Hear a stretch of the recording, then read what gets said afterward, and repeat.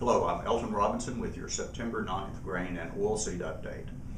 Just a little on Tropical Storm Hermine, which blew through the southeast last week. While there was quite a bit of damage to crops and harvest delays in many areas, for others the storm did provide moisture relief to dry areas. Although many dry areas in the region are still in poor shape, according to extension agents. As of September the 4th, grain harvest has begun in some states.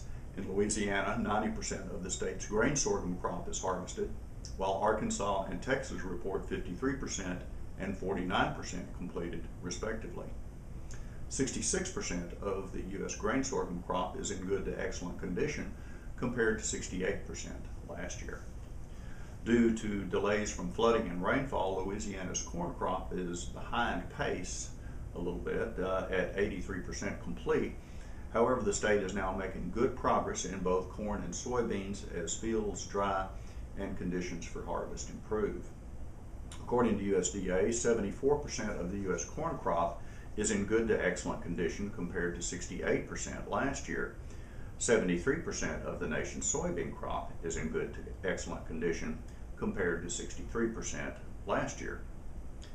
35% of the U.S. rice crop had been harvested by September 4th, slightly ahead of last year's pace. 58% of the U.S. rice crop is listed in good to excellent condition compared to 65% last year.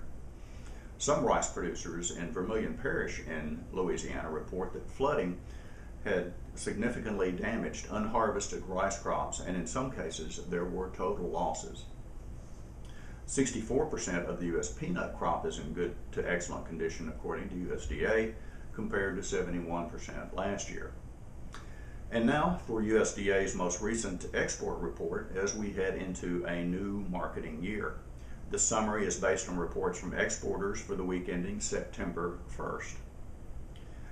Wheat exports of 631,000 metric tons were up 6% from the previous week and 11% from the prior full-week average, with China, Brazil, Thailand, the Philippines, and Italy as primary customers.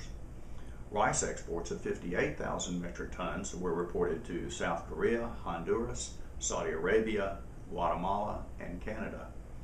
Soybean meal exports of 104,000 metric tons for the week ending September 1st were down 41% from the previous week and 20% from the prior full-week average.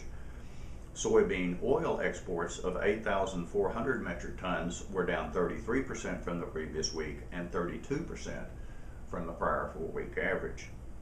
Beef exports of 8,100 metric tons were down 41% from the previous week and 43% from the prior full-week average, while pork exports of 19,500 metric tons were up 4% from the previous week and 8% from the prior full-week average.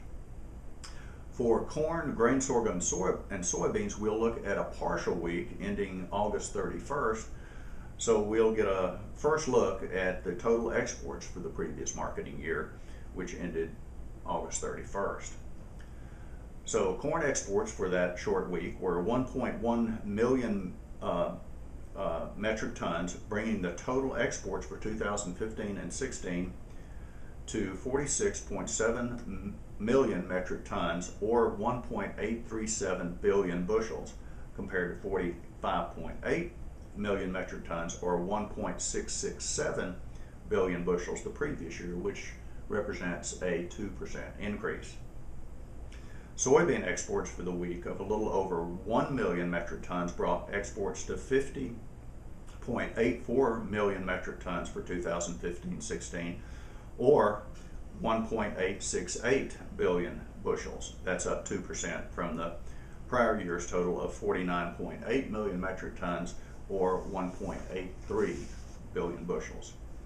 Grain sorghum exports of 35,000 metric tons brought accumulated exports to 7.8 million metric tons for the marketing year, down 6% from the prior year total of 8.3 million. Destinations for the week included China and Mexico. Well, thank you for watching. I'm Elton Robinson. I'll see you next time.